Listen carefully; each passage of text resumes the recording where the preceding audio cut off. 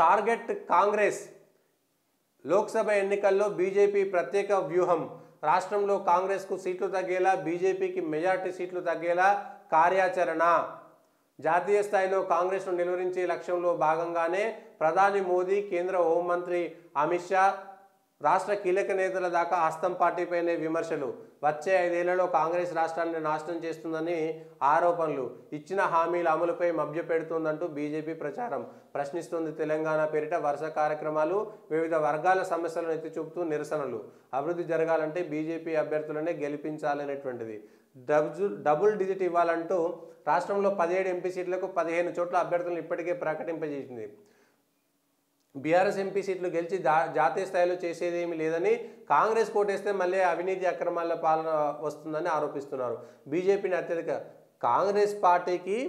అటు కొంత కర్ణాటకలో అధికారంలో ఉంది కాబట్టి అక్కడ కొన్ని సీట్లు వస్తాయనేటువంటి ఆశ ఉంది కానీ ఇటీవల జరిగినటువంటి పరిణామాల్లో కాంగ్రెస్ పార్టీకి కర్ణాటకలో కూడా ఆశ లేదు కాంగ్రెస్ పార్టీ 40 స్థానాలు కూడా రావనేటువంటివి అనేకమైనటువంటి సర్వేలు చెబుతున్నటువంటిది ఏ సర్వే చెప్పినా అదే చెప్పింది ఇప్పుడు తెలంగాణలో మాత్రమే ఏకైక ఆశాదీపం కాంగ్రెస్కు కనబడుతుంది భారతదేశంలో ఈ కింద నుంచి మీ దాకా ఎడమ నుంచి కుడి దాకా ఎక్కడికి పోయినా కూడా కాంగ్రెస్ ఇదమిద్దంగా ఖచ్చితంగా ఇన్ని సీట్లు గెలుస్తుందనేటువంటి అంశంలో మాత్రం క్లారిటీ లేదు దీనికి సంబంధించినటువంటి అంశంలో భారతీయ జనతా పార్టీ తెలంగాణలో కాంగ్రెస్ పార్టీని చాలా స్పష్టంగా టార్గెట్ చేసింది ఎందుకంటే ఆల్రెడీ బీఆర్ఎస్ పార్టీ ప్రతి చోట థర్డ్ స్టేజ్లోనే ఉన్నది ఎక్కడ కూడా అది 3వ స్థానం నుంచి పైకి ఎదిగేటువంటి పరిస్థితి కనబడతలేదు పైకి గంభీరంగా కనబడేటువంటి ప్రయత్నం చేస్తున్నారు అసలు గంభీరంగా కనబడేటువంటి ప్రయత్నం కూడా లేదు ఎందుకంటే అనేక మంది నిన్న పురాణం సతీష్ ఎమ్మెల్సీ కూడా వెళ్ళిపోయిండు ఎవరు ఉండేటువంటి పరిస్థితి అక్కడ లేదు వర్సెస్ బీజేపీ వర్సెస్ కాంగ్రెస్ అనేటువంటిదే నడుస్తుంది బీఆర్ఎస్ ఎప్పుడో 3వ స్థానంలోకి వెళ్ళిపోయింది ఇప్పుడు తెలంగాణలో కూడా కాంగ్రెస్ పార్టీకి రాకూడదు ఇక్కడ ఉండేటువంటి పరిస్థితులు కాంగ్రెస్ను అనుకూలంగా మలుచుకునేటువంటి ప్రయత్నం చేస్తున్నాయి కాబట్టి తెలంగాణలో కూడా కాంగ్రెస్ను నిలువరిస్తే అది సింగిల్ డిజిట్కే పరిమితమైతే దేశవ్యాప్తంగా కూడా కాంగ్రెస్ పరిస్థితి అగమ్యగోచరంగా ఉంటుంది తెలంగాణలో ఖచ్చితంగా బీజేపీ డబుల్ డిజిట్లో ఉండాలి కాంగ్రెస్ సింగిల్ డిజిట్లో ఉండాలనేటువంటి లక్ష్యంతో భారతీయ జనతా పార్టీ పనిచేస్తుంది అందుకే ఇంత ముందుగా 5 సభలు నరేంద్ర మోడీ భారతీయ జనతా పార్టీకి సంబంధించినటువంటి 5 సభలు చేశాడు ఈ 5 సభలకు సంబంధించి కూడా దాదాపుగా 10-12 స్థానాలను కవర్ చేసే విధంగా 5 స్థానాలు వచ్చినాయి రేపు పొద్దున మళ్ళీ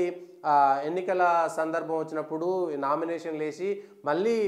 ఇక్కడ సభలు ఏర్పాటు చేసే సందర్భంలో ఖచ్చితంగా ఇంకో 1-2 నరేంద్ర మోడీ సభలు ఉంటాయి అమిత్ షా నడ్డా యోగి ఆదిత్యనాథ్ ఇట్లా అనేక మంది వచ్చిన తర్వాత తెలంగాణలో ఆ వేడి పుంజుకున్న తర్వాత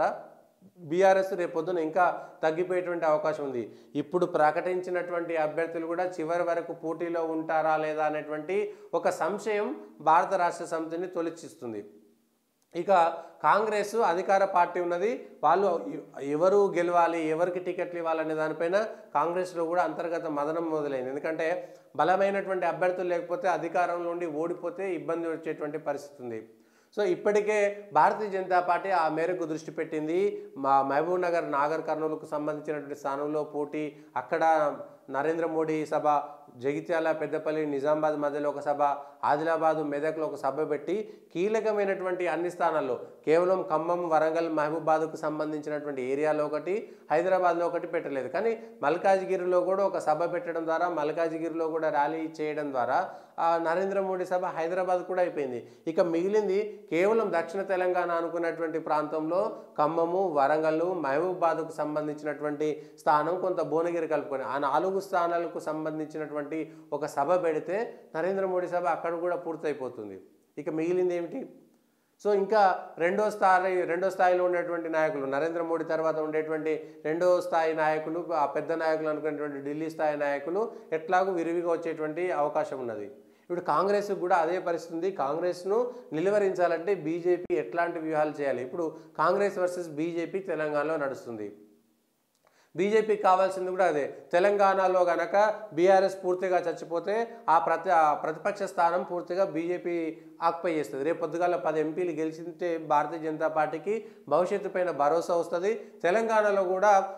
పోరాడడానికి 8 మంది ఎమ్మెల్యేలకు నైతికమైనటువంటి బలం పెరుగుతుంది. కాంగ్రెస్ బీజేపీకి సంబంధించినటువంటి కార్యకర్తలు కూడా నైతికంగా బలం పెరుగుతుంది. కాంగ్రెస్ ఒక సింగిల్ డిజిట్కు పడిపోతే 9 స్థానాల కంటే తక్కువ కాంగ్రెస్ గెలిస్తే కాంగ్రెస్ పార్టీకి సంబంధించినటువంటి దాంట్లో పార్టీలో అంతర్గతంగా కుమ్ములాటలు ఉంటాయి. రేవంత్ రెడ్డికి సంబంధించినటువంటి నాయకత్వం పైన సవాలు విసిరేటువంటి నాయకులు పెరుగుతారు. కాంగ్రెస్ పార్టీ అంతర్గతంగా ఆ పార్టీలో ఉండేటువంటి ముఖ్యమైనటువంటి నాయకుల్లో ముఖ్యమంత్రి పదవికి ఇబ్బంది వచ్చేటువంటి అవకాశం ఉంటుంది. ముఖ్యమంత్రి పదవి కోసం ఆశపడేటువంటి నాయకులంతా ఢిల్లీ చుట్టూ చక్కర్లు కొడతారు. ఇట్లా రేవంత్ రెడ్డికి సంబంధించినట్టు. సో భారతీయ జనతా పార్టీకి సంబంధించి తెలంగాణలో బీఆర్ఎస్ను విమర్శించడం వల్ల వాళ్ళకు వచ్చినటువంటి లాభం లేదు. ఎందుకంటే బీఆర్ఎస్ పరిస్థితి ఆల్రెడీ చచ్చిపోయిన పావును మళ్ళా చంపాల్సినటువంటి అవసరం లేదనేటువంటిది వాళ్ళకు ఉన్నటువంటి పరిస్థితి. సో దీన్ని ఎట్లా అనుకూలంగా మలుచుకుంటారు అనేటువంటి అంశం పైన కూడా క్లారిటీ లేదు. దానికి సంబంధించినటువంటి దాంట్లో ఎవరు ఎక్కడ ఉంటారు అనేటువంటి దానిపైన క్లారిటీ లేదు. అదే జరిగితే గనక ఎవరు ఏమిటి అనేటువంటిది క్లారిటీ వస్తుంది.